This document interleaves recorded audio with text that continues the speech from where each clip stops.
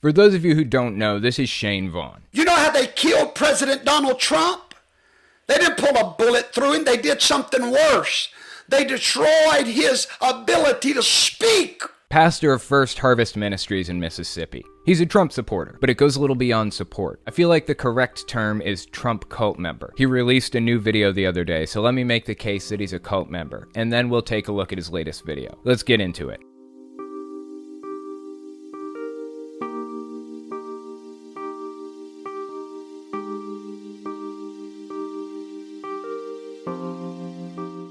We need 100,000 patriots to become reporters for Donald Trump. Get his words out there, since they wanted to be so smart that they wound up being stupid, because they made the same mistake that Satan made when he killed Jesus Christ. By killing that one man and killing his voice, he created a world full of little Christians that echo the message of Christ. See? Let me give a little context to this video. This video came out around May 7th, 2021. At the time, Trump had just created a blog because he'd rightly been kicked off of Twitter and Facebook and a bunch of other platforms for inciting violence. So this pastor is about to tell us what he intends to do about it. Let's continue. Stupid on the devil's part. The Bible says, had Satan known what was going to happen, he would never have crucified Jesus Christ. Because what he did was he started a harvest of Christians that echo the message. He only had one man to deal with. Now he's got a whole population full of us. Same thing they're doing with Trump. Let them crucify him. But we're now the echo, and we're going to put it on every page, every Twitter account, everything we got. Now, because the oversight board didn't rule that we couldn't share Trump content. It's allowed on Facebook, for now anyway. So take advantage of it while we can. Does anybody else think it's fucking weird when people compare Trump to Jesus? This isn't the only case either. There are like a billion pastors out there talking about how Trump has the anointing of God. I don't get the impression they believe that Trump is Jesus or that he's the son of God like Jesus is purported to be, but they seem to view Trump as Jesus' equal, like he has an equally important role to fill. I feel I've made this point pretty clearly before, but cults and religions are not the same. There's a big difference. There are all kinds of non-religious groups out there that qualify as cults. Jonestown had heavy religious elements to it, but it was really a communist political cult. Scientology isn't a religious cult, it's a psychology cult. Heaven's Gate had hints of religion, but it was really a UFO cult. But these are probably bad examples because they all three have religious elements. How about QAnon? That's a full-blown political cult. Again, religion is mixed in, but you don't have to be religious to be a QAnoner. There's a clear difference between religion and cults, but I believe the Trump cult is starting to take on a religious nature, especially among evangelical pastors. They are flawlessly working him into their theology. Okay, so there we go. That's the plan. I'm ordaining all of you right now as evangelists of the Trump revival. And there it is. If that doesn't scream religious cult, then I don't know what does. How many comparisons to Jesus does this guy have to make before people accept that this is now part of their theology? But this isn't the only instance of him mixing Trump into his theology. The next clip came out on March 8th, 2021. This is right after the COVID stimulus bill passed. It was $1,400 and literally 0 Republicans voted for it. The only people who voted for it were Democrats. Give this a listen. And so, ladies and gentlemen, that bill that was passed today where you're getting all this money, that was an offering from our late president to every one of you. Because that dollar amount, remember, you got $600 earlier in, a few weeks ago, month ago. $600. Well, now you're getting the rest of what he fought for. $1,400 more equals $2,000 a person. So even as Donald Trump has left office, his blessing to America has continued. His blessing to America has continued. That's fucking bizarre. Trump had literally nothing to do with this. He wasn't president when either stimulus package was passed, and none of the members of Congress who stood behind Trump voted for it. He had nothing to do with it. But when good things happen, you thank God. And when bad things happen, you say God works in mysterious ways, right? Everything always somehow routes back to God with people like this. They're applying the same logic to Trump. Everything good that happens is Trump in some roundabout way, even if it's complete nonsense, and everything bad is the enemy. This next clip came out February 25th, 2021. Check this out. We must sit back and trust that God's plan was better than our plan from the beginning. See, the prophet of God, Mr. Kim Clement, said that they would cry impeach twice, and that both times it would come to nothing. That's exactly what happened. That same minister said that the president would serve 2 terms. He never said consecutive.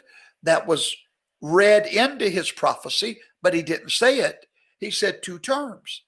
So it's quite possible now that Mr. Trump will serve 12 years as the leader of this nation, because even though he's not in the White House, he's in their head in the White House, night and day. I guess this is the point when he realized Trump wasn't going to be president for the next 4 years. Well, I guess it took him less time than it took some other people. There are some televangelists out there who still believe Trump is going to be put back in office any 5 minutes now. This is like their new doomsday prediction. They put the end will come any moment thing on hold for now, and they move to Trump is going to be president on this very specific day. President Trump is president.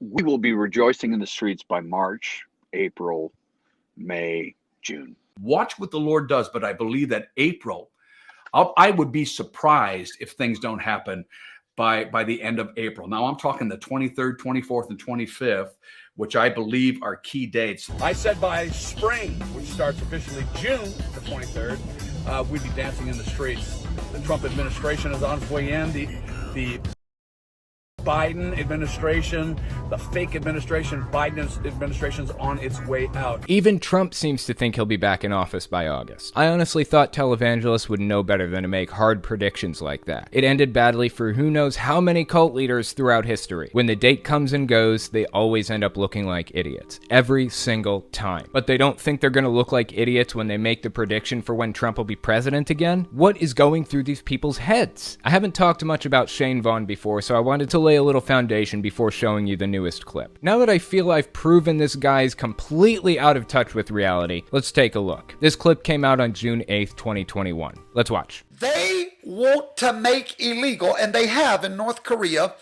any messaging that is out of sync with what the government is saying. It is a huge deal. Why? Because somebody said, well, that will never happen in America. It already is. Okay, let's be real specific here. What's happening in America right now that people didn't think would? Sounds like he's saying that people want to make free speech illegal, right? They want to make it illegal to say something that doesn't match what the government wants people to believe. I'm just not seeing it. Are there any examples of it? Literally any at all? Yes, free speech violations happen from time to time, but the Constitution is pretty clear about what's allowed and what isn't, and when those violations are challenged in court, they always end up siding with freedom of speech. That being said, there's a legal and moral line. At a certain point, people's safety trumps freedom of speech. That's true for everybody. Every country and every person on the planet has a line, including the United States. If somebody comes up to you and says, I'm gonna hurt you if you don't follow my instructions, should that be protected under freedom of speech? They didn't actually hurt the person. All they did was use words. Words can't hurt people, right? That's a situation that most people would agree is wrong. Even if they don't actually take any actions as they said they would, they used speech to coerce or threaten, and those words could have easily led to somebody getting hurt. So you'll be criminally charged for something like that. What about saying, I'll give you $30,000 to kill my wife? Even if you don't actually give them the money, if they do it, you're still responsible for what your words led to. You can say you're a free speech absolutist all you want, but everybody has a moral line. Where is yours? All I demand is consistency. If you have this moral line for this group of people, then I expect it to apply to that group of people too. Keep that in mind as we continue listening.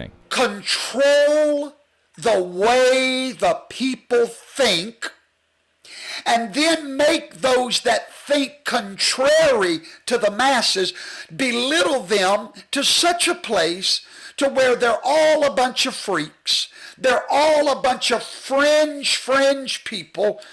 Do that and then kill them. Okay. It feels like he's referring to a specific situation. He seems to think the government is making Trump supporters seem like freaks, quote unquote. Well, I'll tell you why Trump supporters probably feel like freaks. It's not because the government is making them feel that way. It's because the majority of society has a moral compass, and the moral compass of mentally healthy human beings usually points away from violence as an answer. Most people to the left of Alex Jones realize how completely insane it is that Trump supporters are running around actively endorsing or taking part in violent acts to get Trump reinstated as president. The government doesn't have to do anything to encourage that perception, and they wouldn't if they could. At least half of the government is made up of Republicans, remember? Let's keep listening. They brought fear to those citizens that watched that man get shot and killed, and yet every day in America, YouTube, Facebook, and all of the others, which are agents of the state,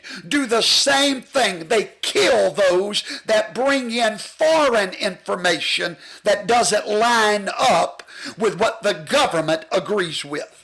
Ah, okay. This is making more sense. So he feels that getting banned from Twitter is the same as being killed. That is a disgusting and absurd comparison at its face, period. You're walking away from it with your life. But I do want to add a little nuance to this discussion. In China, there's an app called WeChat. You do everything with WeChat. That's how you text people, how you call a taxi, order food, everything. You can't operate your phone without WeChat in China. And of course, it's monitored by the Chinese government. Everything that's said on the app goes back to their servers. They can censor specific words, they can block you from the app for a few days, they can do whatever they want. That's a problem. That's a case of real government censorship. If you want to talk to family members in China, you have to download the WeChat app. Then the Chinese government has a backdoor into your phone and personal life too. Trump tried to ban WeChat and TikTok a while back. That ban would have extended to China. American phone companies like Apple and Google can't have WeChat or TikTok on their devices. When polled, 94% of China said they wouldn't use iPhones anymore if they didn't have WeChat on them, because they can't live without it. That's not what it's like in the US without Twitter. You can live without it. Facebook too. And it's not like you can't just create a new account with a different name and continue using it behind their backs. WeChat is how people live in China. It affects standard parts of your life, like ordering food or texting family. Twitter's only purpose is to shout things to an audience. That's it. If Trump wants to be on Twitter, he can. He could just create a new account and direct message people or scroll through the home screen. He just can't shout to Twitter's broader audience. Same with Facebook. That's just what it is. He isn't gonna die. That's what Shane Vaughn is saying here. It's like killing him. Let's keep listening. We must push back against any infringement on free speech. This man was killed last week. I have friends in social media that was killed. You know how you kill them now? You don't take out a bullet. No. You pull their account. You know how they killed President Donald Trump? They didn't pull a bullet through him. They did something worse. They destroyed his ability to speak. You better wake up. You better see how North Korea is no different than the United States of America under its current administration. This guy is just like Alex Jones. Hey, maybe he's going for the same audience. You know, I find this kind of entertaining. Dude is completely unhinged over the fact that Trump was banned from Twitter for inciting violence. If he hadn't incited violence, he wouldn't be in the position he's in today. But here we are. Besides that, what was it he said earlier? By killing that one man and killing his voice, he created a world full of little Christians that echo the message of Christ. See? Oh yeah, what happened to that mindset? I thought when people were silenced, it actually made them louder. Does it work that way or not? People like to think they're the rational ones. They think they're being reasonable and measured and protecting society. We're gonna have to grapple with this extremism problem in this country at some point. It isn't going away, it's growing. Anyways, that's all I've got for you. If you like what I do and you want to see me continue to do it, you can support me in a few ways. First, there's Patreon. That's probably the best way. But if you want to get something back for your support, you can support me on Teespring. Or you can check out my Etsy shop. I sell all kinds of cool stuff on there, including these signs. Jehovah's Witnesses aren't afraid of anything, except apostates. If you want to stop them from knocking on your door, put this sign up. I also sell gaming controller stands for every system from the Atari to the Nintendo Switch, so give it a look. You might find something you like. All links are in the description as always. Okay, thanks for watching, guys.